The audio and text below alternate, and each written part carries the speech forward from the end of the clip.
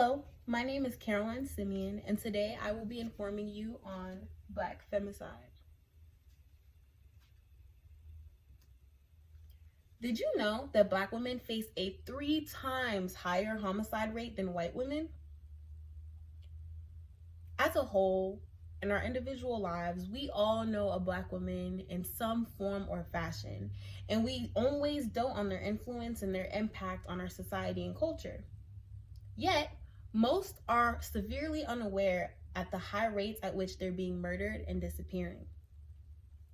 As a Black girl, I grew up being very hyper aware of the adversities that come with my identity.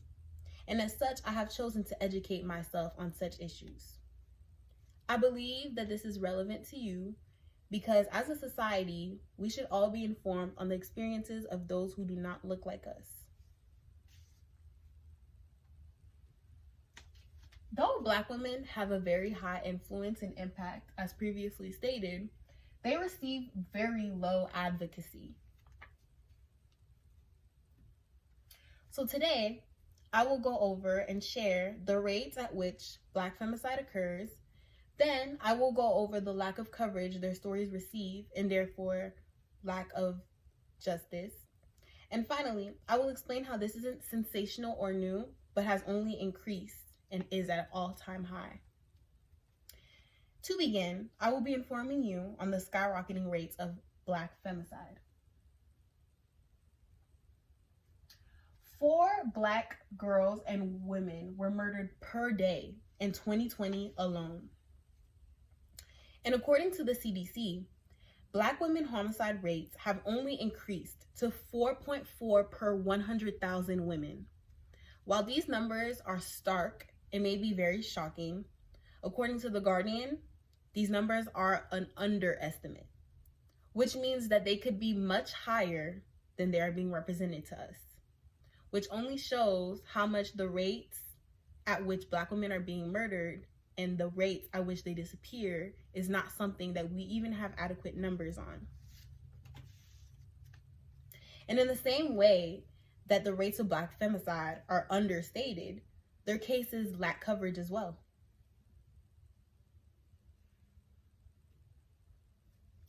Social media does not do an adequate job at raising awareness for Black women.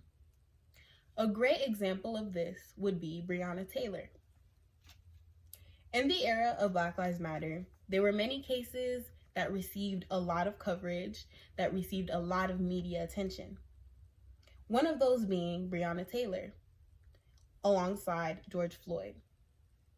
The only difference being that while George Floyd's family was able to receive justice for his murder at the hands of the police, Breonna Taylor's family, their case did receive traction, but it never received any justice, even though it did get coverage due to the Black Lives Matter organization.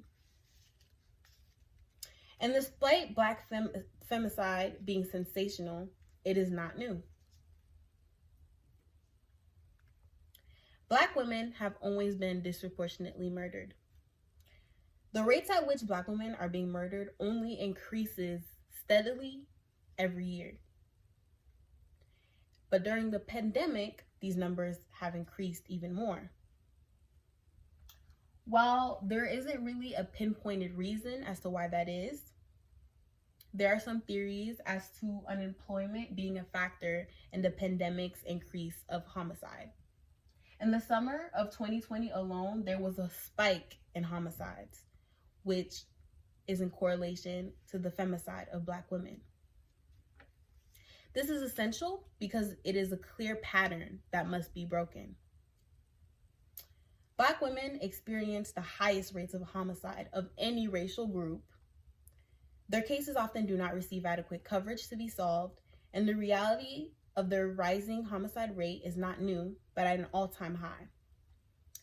While this is unacceptable, there is no coverage about it or information to be widespread. I chose to educate you on this to be the voice of the voiceless, to lessen the tragedies of the families who lose their mothers, their daughters, their partners, their sisters, and so much more. In closing, we all deserve to be looked for, to be cared for, and to be protected. Black women and girls also deserve these privileges, yet they still do not seem to receive those things, even in 2021. Thank you.